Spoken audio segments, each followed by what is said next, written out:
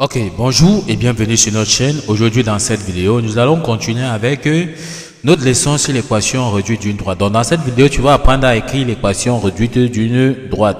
Nous allons expliquer ceci de la manière la plus simple possible. Donc restez jusqu'à la fin de la vidéo pour ne rien manquer. On commence donc directement avec l'exercice. Détermine une équation réduite de la droite D passant par les deux points donnés. Nous avons donc à la question A le point A et le point B. Également à la question B, nous avons également le point A et le point B. Il est question dans cet exercice de déterminer donc l'équation réduite de la droite. On passe donc directement avec la solution. À la question A, on veut donc trouver l'équation réduite de la droite passant par le point A de coordonnées moins 2, 6 et le point B de coordonnées 3, moins 4. Déjà, l'équation réduite d'une droite s'écrit sous la forme Y égale à AX plus B. Donc voici l'équation.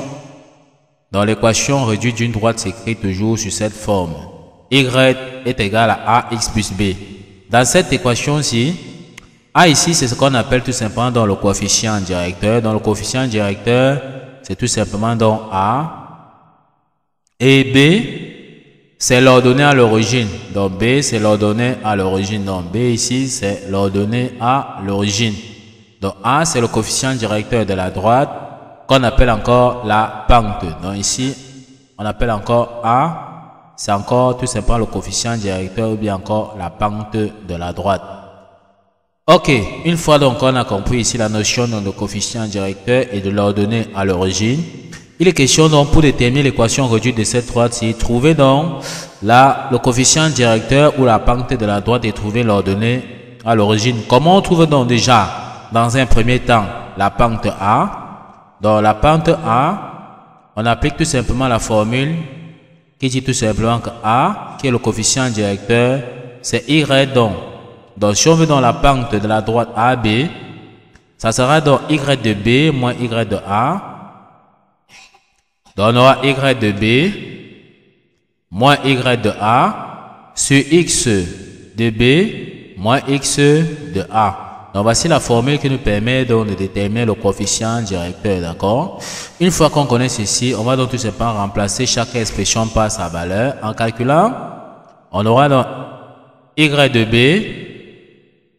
B, ici on voit que c'est moins 4, donc on aura ici moins 4, moins Y de A, on voit que c'est 6, donc on a moins 6, sur X de B, X de B, on voit que c'est 3.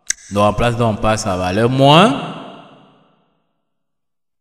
Donc X de B moins X de A. Moins X de A, on voit que X de A ici, c'est tout simplement donc moins 2. On met bien la parenthèse.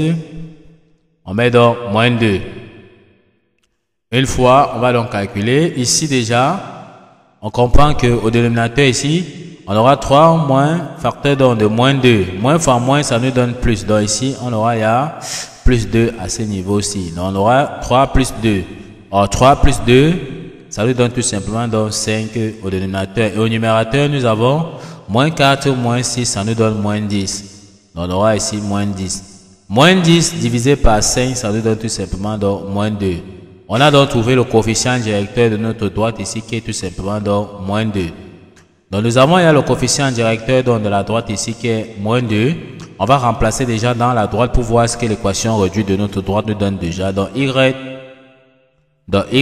est tout simplement donc égal à A que nous venons de trouver ici, qui est tout simplement donc moins 2, plus, donc on aura AX. Donc en remplaçant, on aura donc moins 2X, tout simplement donc plus B. Donc nous avons remplacé ici A par sa valeur. Donc nous avons remplacé A qui est la pente ici, le coefficient directeur par sa valeur qui est donc moins 2. Tout ce qui nous reste à faire maintenant, c'est trouver dans l'ordonnée à l'origine. On va venir prendre les composantes du point A, les coordonnées du point A ou bien du point B parce que ça appartient à la droite pour pouvoir trouver dans l'ordonnée à l'origine. Donc on peut faire le choix, on a le choix entre utiliser le point A et le point B. Ok, si nous prenons dans le point B, ça veut dire que son X c'est moins 2 et son Y c'est tout simplement dans 6. Donc Y, comme nous avons dit ici, nous prenons dans le point A. Y de A ici, on voit que c'est 6. On remplace ici Y par 6. Donc ici, on a donc 6 sera donc égal à moins 2 facteur. Ok, x de A. X de A, ici, on voit que c'est moins 2. On remplace donc par sa valeur ici par moins 2. Donc plus B. Donc nous avons donc utilisé les coordonnées du point A qui est tout simplement donc moins 2, 6. D'accord? Une fois qu'on a donc compris ceci, on calcule moins 2 multiplié par moins 2, ça nous donne plus 4. Donc ici, on aura 6 égale à plus 4 plus B. Il est question donc de trouver B. On passe donc 4 de l'autre côté à gauche. En faisant l'égalité, sachant des signes, ça devient tout simplement donc 6 moins 4 sera donc égal à B. 6 moins 4, ça nous donne tout simplement donc 2. Donc 2 égale à B. Donc ce qui veut dire encore que B est tout simplement donc égal à 2. Nous avons aussi trouvé déjà l'ordonnée à l'origine qui est tout simplement donc B qui est 2. Il suffit donc de venir remplacer ici dans notre expression. B par sa valeur, on aura donc l'équation réduite de notre droite. Donc la droite D, l'équation de la droite D qu'on nous a donc demandé de trouver, qui n'est autre chose que l'équation réduite de la droite AB, sera donc tout simplement Y égale à moins 2X plus B, B qui est 2. On peut donc encadrer notre résultat tout simplement. Voici donc l'équation réduite de notre droite que nous avons donc trouvé qui est Y égale à moins 2X plus 2. On voit bien que c'est sur la forme Y égale à AX plus B, tel que nous avons dit au départ, la forme de l'équation réduite d'une droite. Ok, une fois qu'on a compris ceci, on passe donc directement au prochain exemple.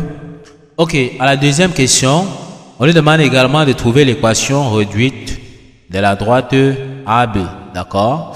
Tel que cette fois-ci, le point A pour composante 4 et moins 5 et le point B a pour composante 6 et 5. Nous allons donc vous laisser ceci comme exercice à faire à la maison chez vous pour montrer que vous avez suivi la vidéo jusqu'à la fin et que vous avez compris le premier exemple que nous avons fait. Donc n'oubliez pas de laisser vos réponses en commentaire. Nous allons vérifier effectivement si vous avez trouvé et ce qui nous montre que vous avez compris la leçon du jour. Nous sommes donc arrivés au terme de cette vidéo. Ne manquez pas de vous abonner à la chaîne, de liker la vidéo, de partager la vidéo aux proches et amis et d'activer la cloche de notification pour ne plus manquer nos prochaines vidéos. Sur ce, à bientôt.